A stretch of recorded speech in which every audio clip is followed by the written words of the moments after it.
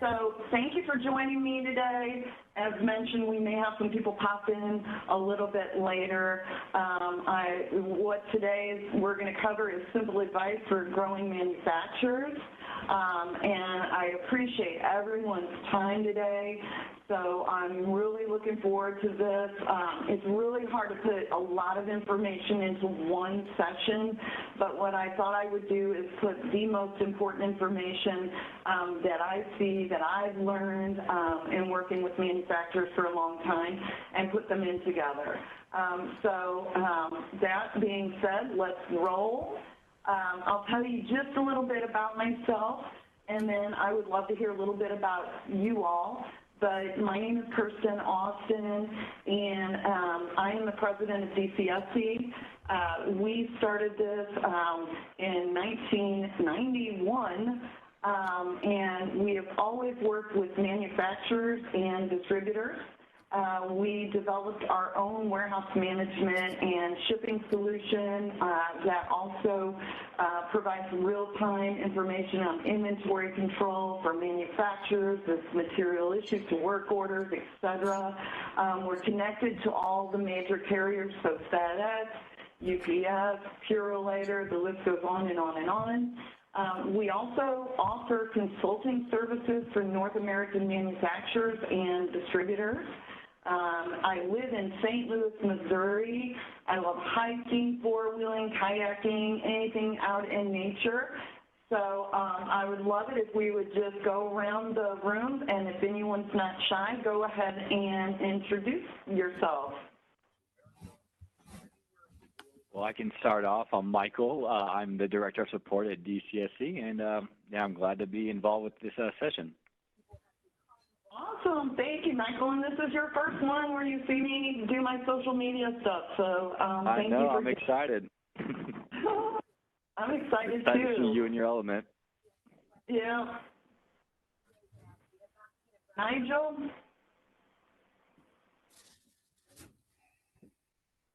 Beth, does anybody want to introduce themselves? Oh. Sorry, Kirsten. It's Nigel from South Wales. It's a wet South Wales. It's dark, it's evening time, and I'm just sitting in one to give you a bit of support and also to learn a little bit about American manufacturing. Thank you, and thank you always for your support, Nigel. You really mean a lot to me personally. And it's really cute how you support, U.S. manufacturing and join our Twitter hour each week and just everything you do. So I appreciate your time because I know you're super busy, but you make everything a lot more fun. Anybody want to introduce? Oh, anybody else before we keep moving forward? Don't be shy. If not, it's okay. I get it. I'm Beth with Home Building Solutions. We specialize in custom home remodeling. We're in Metro Detroit, but I do live in Michigan and work remotely. I'm sorry, I live in Vegas and I work remotely. Which that's got to be nice living in Vegas, for sure. A lot warmer than Michigan. Look at this. It's sunny. It's beautiful. I'm telling you, next time I go to Vegas, I'm looking you up. You know we're going to have a lot of fun. Oh, yeah. Anybody else? Or Giovanni, are you shy, or should we just keep going, or? You just keep going. I want to learn. This is a learning session for me. Okay. Then we're going to do that. Okay. Thank you. All right, so we're talking about manufacturing, and the very first thing I'm going to go into is materials control. I'm going to ask y'all, what does it mean, and why is it important to running a successful manufacturing business? Anybody want to take a stab at this one? Good. So material Sorry, control. I muted myself.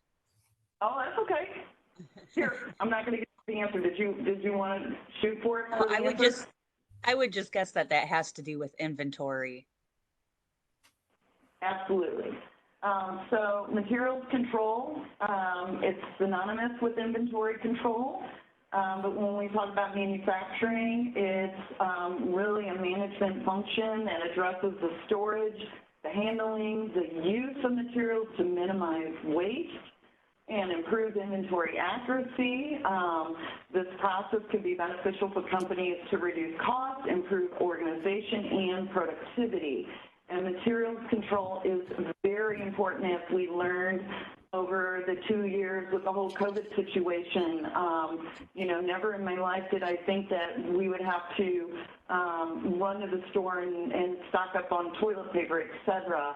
All of the suppliers got hit because we're so used to having everything just flow in from wherever, whether it's from overseas, et cetera. So it's really come to light, and it's really critical for manufacturers to constantly monitor and look at their material control. Okay? So here's something that's pretty interesting, and as mentioned, I work with manufacturers. I have for 30 years. What I do very often is I will go to my customers, and I will work with them for 2 days. I will do a walkthrough where I learn everything, like what they do from order entry through picking, through packing, through shipping. I look at things such as their bill of material and routing. I look at how they receive products. I look at their production floor. I look at their facilities. And then I come back at them with advice that they can use. So it's really, really funny. It's almost universal with all my manufacturers that there are 3 areas, real big areas, where I see the most mishaps. So you may be surprised. Does anybody just have a guess at one of those 3 areas would be?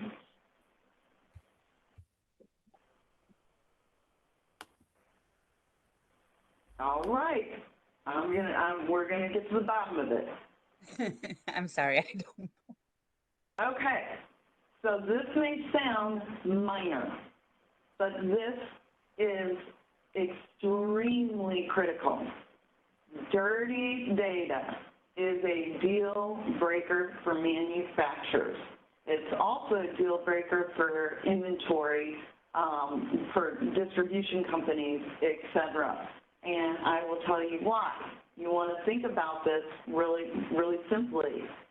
If you have item masters that are duplicate part numbers, or they are obsolete, or let's say that you just let anybody enter the bill of material into the system and it's wrong, what do you think happens even if you have the best software system in the world, the best automation, you're scanning things throughout the process? Well, what happens is your data is not going to be trustworthy data. It's going to cost you money. It's going to cost you time.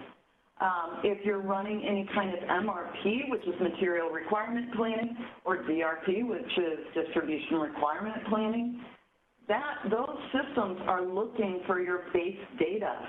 And if that base data is inaccurate, you got problems. So this is just, I know it sounds like a gee whizzer, but this is also in any system. Look at your customer master, look at your inventory master.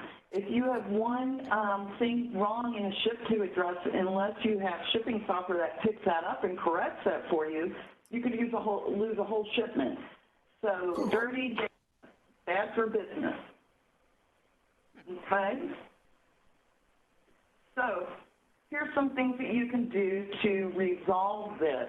The very first thing is every ERP system does have security controls where you can lock down on who has the ability to add items, to add BOMs, and BOMs is bill of materials and routing. So don't just let anybody do that. You don't want anybody just keying in information, et cetera. You also want to purge old records and inaccurate data. That's really, really important because sometimes people will be using software for years and years and years, And really, unless you have a warranty on something for 10 years, you don't really need to keep all that data. So you might want to go back in time and say, hey, I want to keep the last 4 years' data, but anything before that, I want to purge old records, keep my system clean. It helps you avoid latency issues, et cetera, and make it a policy to maintain clean master data records. So there are people that you can trust on your team. A lot of times it might be an engineering group, it might be your product management, but it sounds silly, but look at all your master data and make sure to keep that clean and locked in. That is it just sounds so silly, but that's a big problem that people have. So fix it now. The other problem is inaccurate inventory.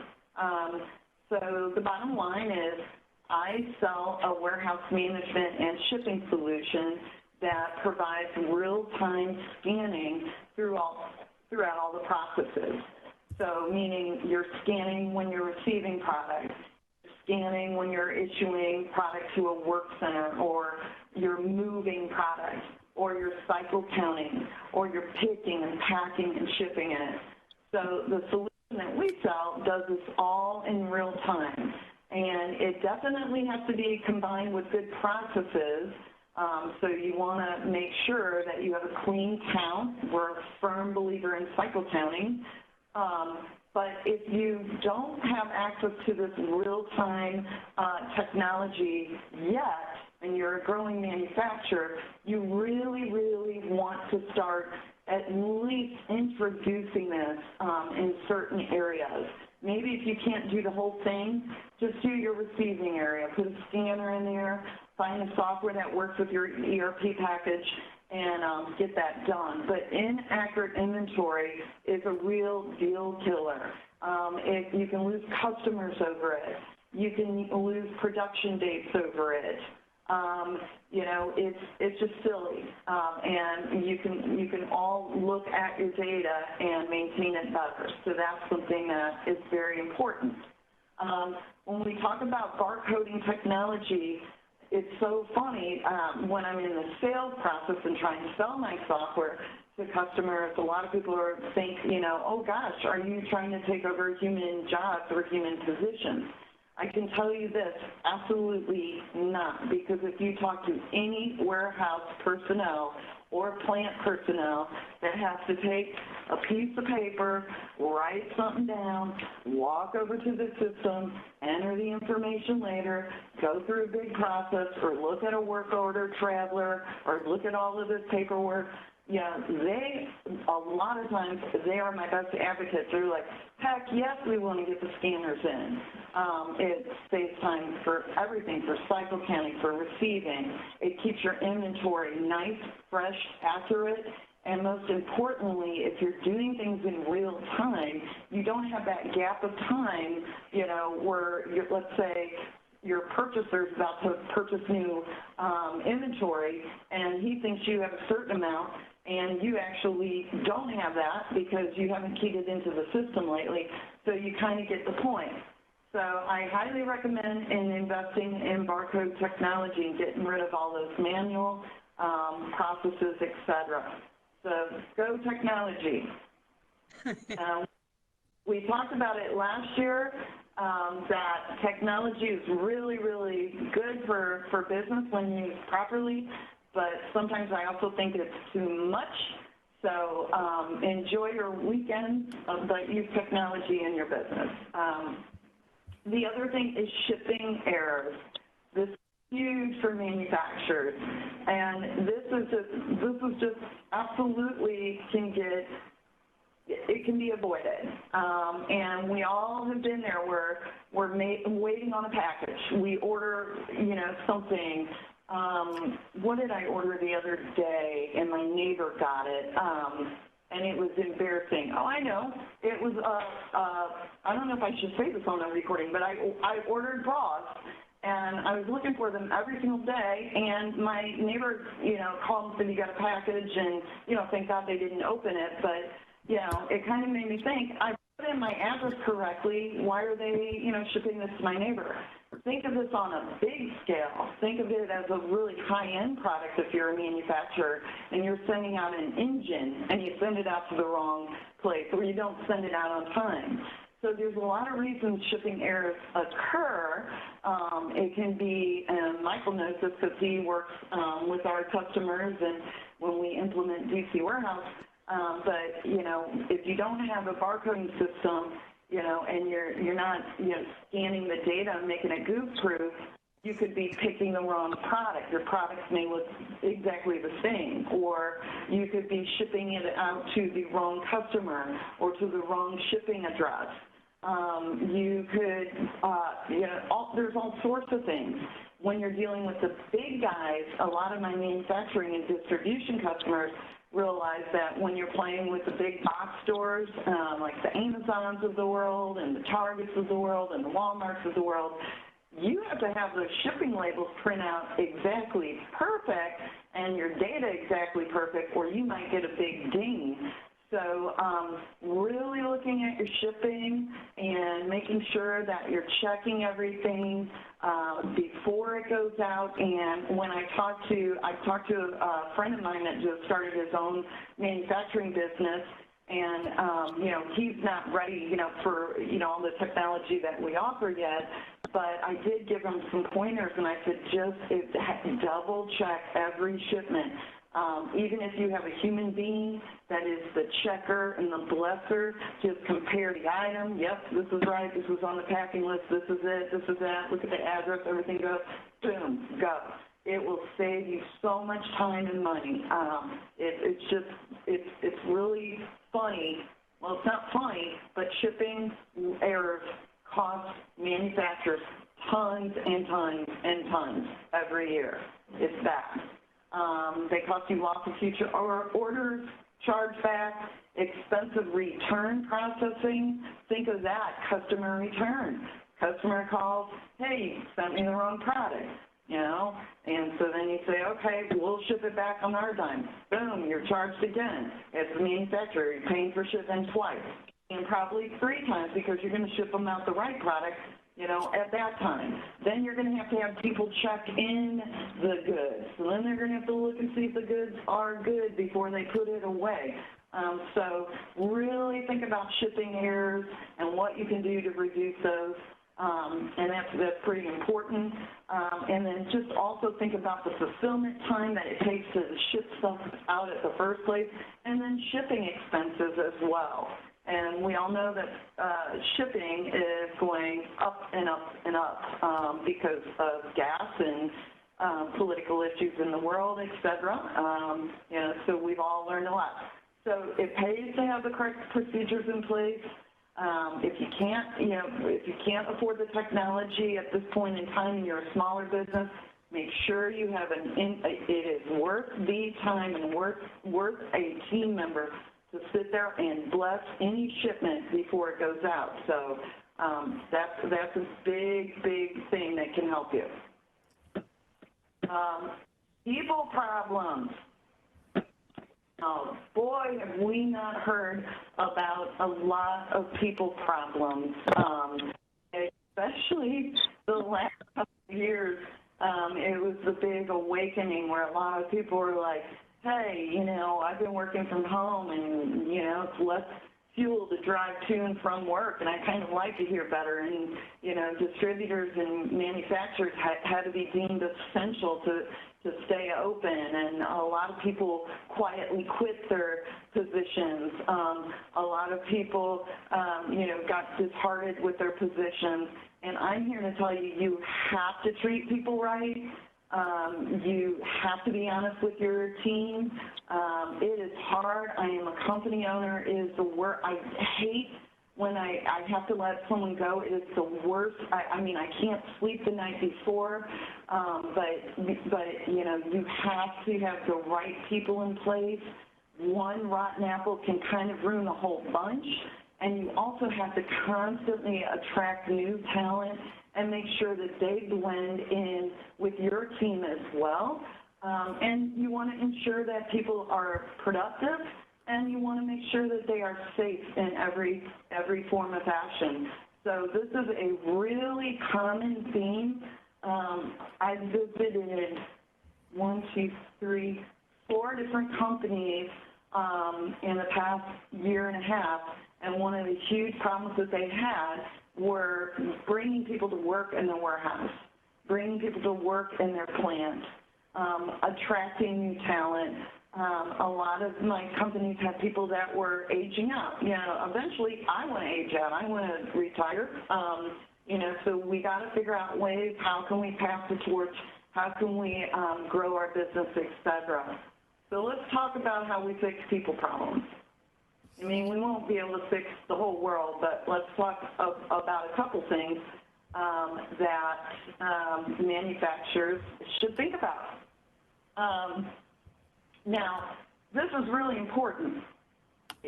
And I want to say kids, but I'm 54, so everybody's a kid to me that's like under 40. So I don't know. I'll just say young people. You really, if you're a manufacturer, I know it sounds weird. You think that you just need to build products, ship them out, have salespersons or salespeople that make connections and all of that. But you really need to start leveraging social media. You need to leverage LinkedIn, get out there, network out there, put your company page out there, have someone that can pop in there and post a day just to let people know, boom, I'm alive, I'm in business, we're looking for people. Also, update your online presence. Young people, they're into their phones. Like, I don't even want to look at my phone on the weekend, but young people today, they look at their phones for everything. They look at the phones for the news. They look at their phones for Facebook. They look at their phones for Instagram and, you know, and Twitter, X, and all of these things now. They get their email on their phones. So really think, you know, make your website look good, update your online presence. You know, it is worth it. Even if your website is only 3 or 4 pages, it's much better than to have something that looks super outdated and old. Because you know, let's face it, we want to be attractive. We want to attract people because a lot of people are looking for good talent, and you know, you want to be a deal maker for them. You want to also think outside the box. So you want to look at possibly internship programs, schools, trade schools. That's kind of a hidden thing, and I'll kind of talk about that in a little bit. Also, no offense to anyone at all, and I'm not like this feminists that say you must hire women, you know, et cetera. But women, you would be surprised. I looked at a stat actually that Whitney Koch had when she was talking about her women-friendly workplaces. But what we looked at was in 2021, women made up 47% of the American workforce, but only 30% were employed in manufacturing. So think of that. Why? You know, we need to open up our mind, and manufacturing is a lot different than it used to be. It doesn't look just like a whole dirty environment that all you're doing is, you know, welding or stamping or doing that. There's all sorts of positions open in manufacturing. So we definitely want to think about women.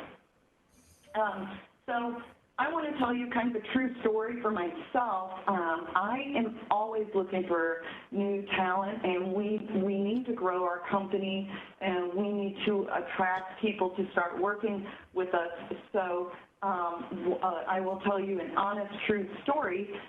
Whenever we used to have a position open, we used to just kind of put it, I forgot the name, it was Monster, and not that those things aren't good, but we would list this on a couple of forums like Indeed and Monster and all that, and that was, you know, great. But we tried something new in this last year. I got invited by Rankin College, and they technical school, And I didn't even know they had a software IT and security program and a development program, because for years I always thought about Rankin as being automotive, which is super cool, mechanical, HVAC, etc. So I got invited to go to Rankin, to go to their technical fair, and everything that could have gone wrong that day went wrong. They put my booth in where the whole automotive sector is, so I kept looking at the kids. I had sandwiches. I was like, how to attract these young people and get them over to my booth? And, you know, all of these kids came by, and they're like, you know, all of the technology companies are in building B. I'm like, oh, great. Yeah, so even through that mishap, I was able to get in contact with the university instructor, super nice guy. He asked, hey, oh, I'm so sorry. Let me get some of my students who will come by your booth, you know, because here I am. I've learned a lot about automotive. It was fun still, but, you know, I kind of wanted to hire some people for my company. But he brought his students by. Then I actually came into his classroom. I explained what we do at DCSC. I answered questions, etc. And we hired several people from Rankin, and it was a really good experience for me. So this was something new I tried, to think out of the box, like how can we get some younger people in here, and it works. So think about your local technical schools. Think about that. Here's another one, and I think Priyanka's on today, but when I was at Rankin, and then I visited, you know, their professor there and talked about their programs and their kids, he said, hey, have you ever heard of Launch Code? I'm like, no, I've never heard of Launch Code. Well, I mean, I wish I would have known about Launch Code, but Launch Code is another, more of a technical school. And what they do is a lot of people have already been in the workforce and they want to move into software development, so they go to Launch Code to learn coding, etc. So I called Launch Code. I made great friends with some of their instructors there and some of their leaders. They invited me to come for a day and do mock interviews, and I said, wait a second, I get to interview like 12 people and give them feedback on how well that they interviewed, but I also am open, like if I want to hire them, I can hire them, and they're like, yeah, you sure can. I'm like, of course I'll spend half the day going to Launch Code, and it was good for the students. It was good for me. We thought outside of the box, and we just, you know, we don't just accept anybody here at DCSC, but we're super excited because we got our first new team member from Launch Code, and I think she's walked in today, but we love Priyanka already. So it's pretty, you know, here's what I'm trying to say. Get out there, talk to the schools, talk to everybody if you've got openings, think outside of the box. Here's another true story. Several years ago, I got a call from a gentleman named Ken, and we were looking for a business analyst. And, you know, so I did the normal things where, you know, what I used to just push it here and push it there, put it on our website, then you get 10 million people calling you trying to sell you outsource people, and it's like, no, I no offense against outsource people. I'm looking to hire a person for my company, direct hire. But anyway, put Twitter posts out there, and I appreciate all the support. We've got now, I think, like 20,000 followers on Twitter. I know maybe 4,000 maybe bots, but we've met quite a few great friends on Twitter. We help each other retweet their posts, retweet when someone's looking, etc. So I got a call one day from a guy named Ken. He lived in St. Louis, and he said, I heard you're looking for a business analyst. You know, that's all I did was work for a warehouse management, you know, company for years and years and years. And I'm like, well, where are you located? St. Louis? How'd you hear about it? He goes, a friend of mine saw it on a Twitter post. So again, think, promote your business, stretch out the olive branch, tell everybody if you're looking. It's really important to have that online presence and leverage social media. So I think y'all can do it. So now let's say you hire your team members, okay? We talked about this in the past, that you know, it's really hard to find good team members. You definitely don't want to lose, you know, your good team members. You need to be honest about things as well, because I think sometimes what people that are not employers don't understand is that, you know, for instance, this COVID situation, that hurt a lot of businesses. It hurt their sales. It hurt their revenue. Pricing has now gone up. You would think that pricing would have gone down, but now, I don't know, for whatever reason, you know, thank God I negotiated my rent here, you know, before that whole situation happened, because we've been here for 20 years, and I wanted, you know, to negotiate and get us in here for a good time. But warehouse space is going up. Taxes are going up. I know I probably shouldn't say anything. Every time I say taxes, I just lose taxes. But taxes are going up. And team members don't understand this. When you bring someone on your team, it is not just their salary. You know, in the United States, I don't know if this is like elsewhere in Wales or UK or Italy, but, you know, we match people's Social Security, and we match people's Medicare and Medicaid. So, you know, that's money straight out of the gate. There's also medical, there's also dental, there's also the technology, you know, to put a phone in their hand, there's training them, et cetera. So it's got to be an even kilter. You have to be honest with your team members. You have to, you know, be honest on what you can do. But here are some things you can do if you want to keep really good people. The first thing is, don't wait every 6 months for a review. I have seen people run their business, and it's goofy. It's like they don't even talk to their team members and employees. I already know if you have a happy team and your people are happy, that makes your customers happy, that makes everybody happy. It's good for the bottom line. My team members, you know, I saw something that someone put on LinkedIn that said they're so tired of hearing people saying their team is like the family. My team is like my family. You know, so I don't know if it's the motherly side of me, but I know when my team members aren't feeling good. I know when they're stressed out. Last year I fired a customer because they were just such a terrible customer, and none of the amount of money that they could pay was worth losing, like, my top team players, you know. So talk to your team members often. You would be surprised, especially in a manufacturing environment. You go out on the shop floor and talk to those guys and ask them questions like, you know, what do you think we could do to kind of make things more efficient? It may be as simple as providing an additional tool. It may be as simple as, you know, an idea of moving a station from here to here.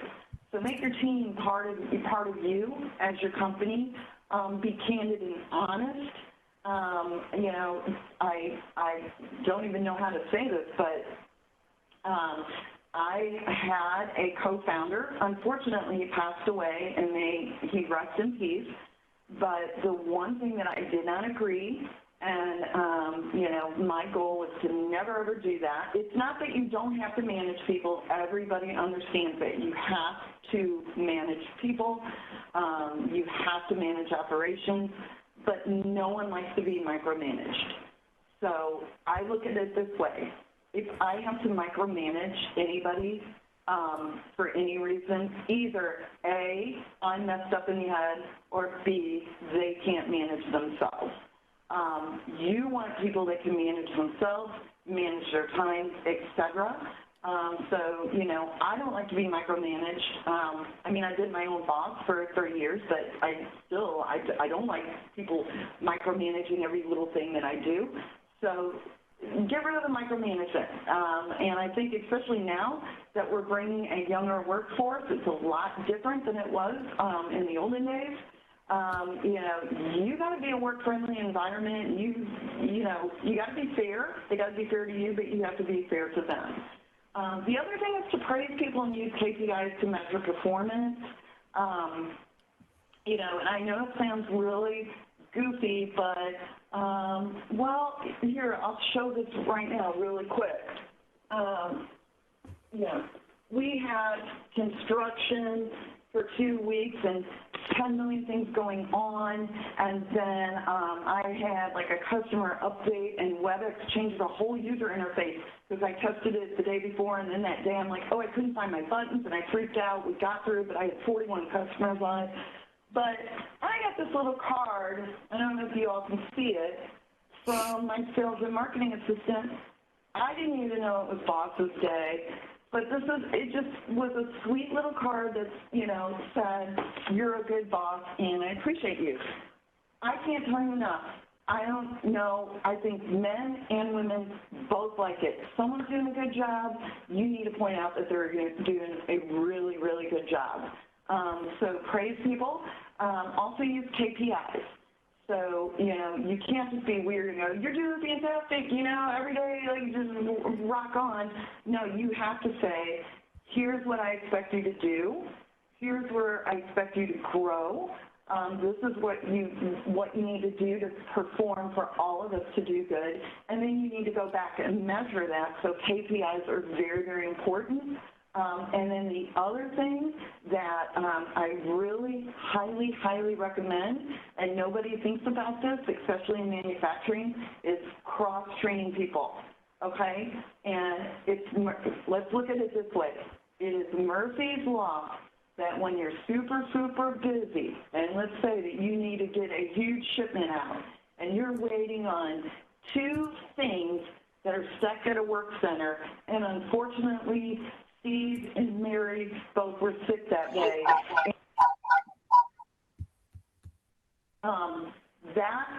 That is not good business. So some of my best manufacturing customers and distribution customers make it a point to cross-train their people. Very, very good.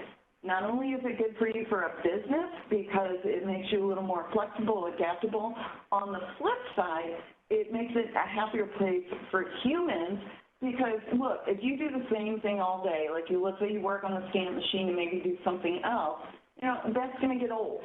But if you can do the stamp machine and then you can also work this machine and that machine and kind of switch between your jobs, that makes for a happier work environment. So cross-training is really, really important.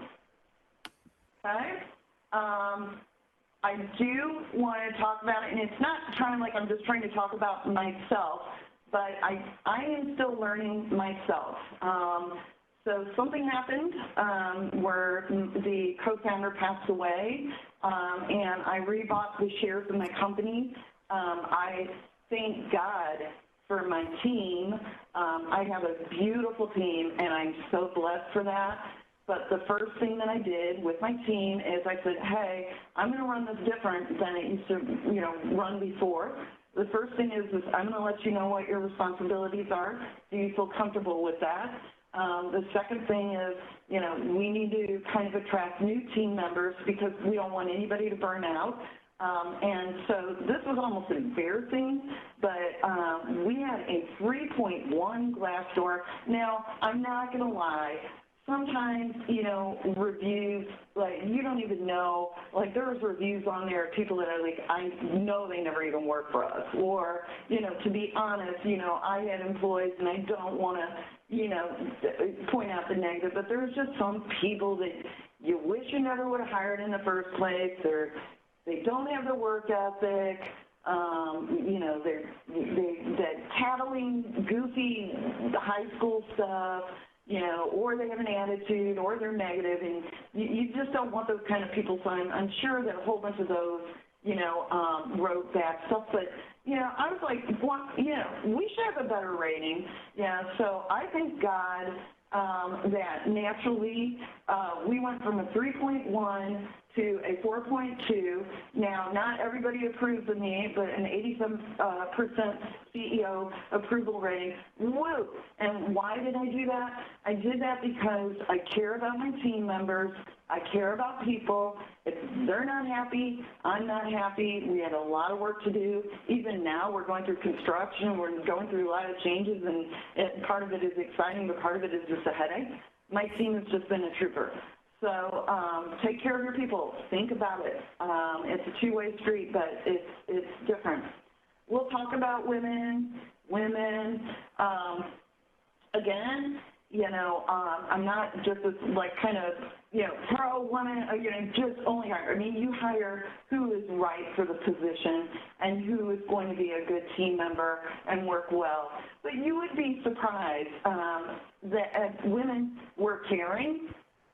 We know how to multitask. I've got a little sign that says that I'm not bossy, I'm just aggressively helpful. But, in general, you would be surprised, what putting some women into positions that you might not have thought about them before for your manufacturing. Women also are good with compassion.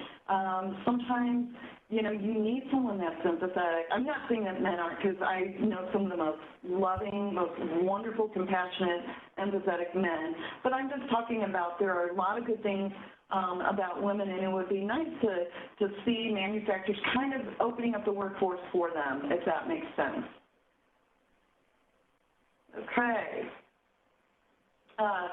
So we'll talk about, and I'll kind of wrap this up here in the next few slides, but we want to talk about continual improvement and what that means.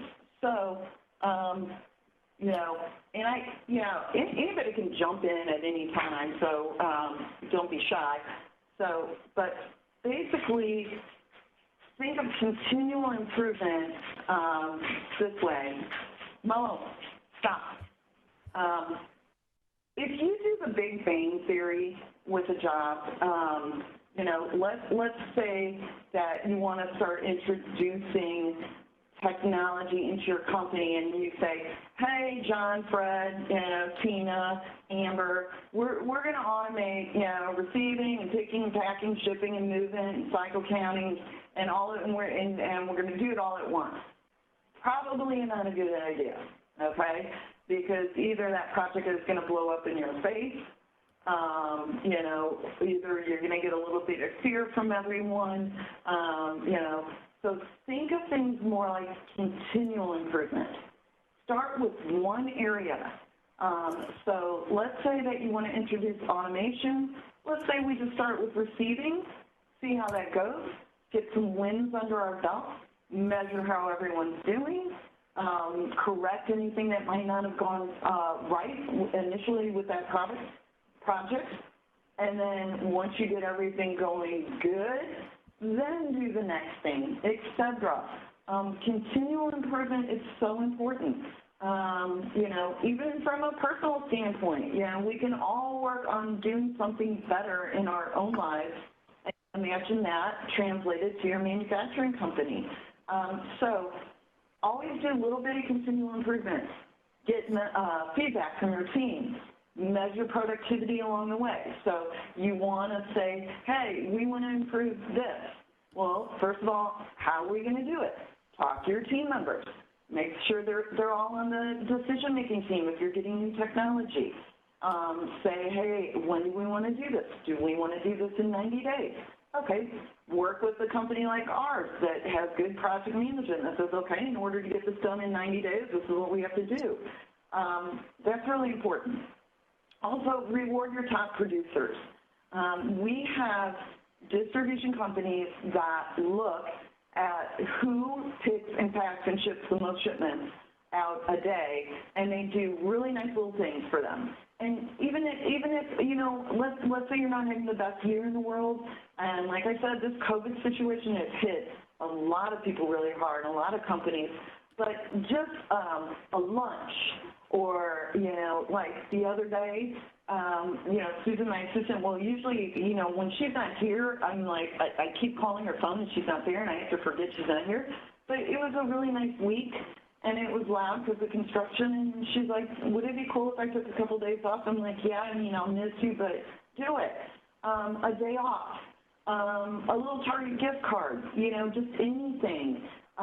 Just look at who your top producers are, and then also train your middle management to do that as well, especially if you're growing. You want to train your middle management tier because eventually you're going to have to pass that torch to them. You have to train them your ways as well. You know, and kindness and rewarding good behavior goes so far. So listen to your team, manage new projects and phases, measure productivity along the way, and reward those top producers. That's all I have for you today. I could talk for like a whole day, but I know that y'all are probably busy. I hope that you learned something. The session will be recorded and we'll send it out to everyone. But does anybody have any questions at all for me related to manufacturing or distribution or continual improvement?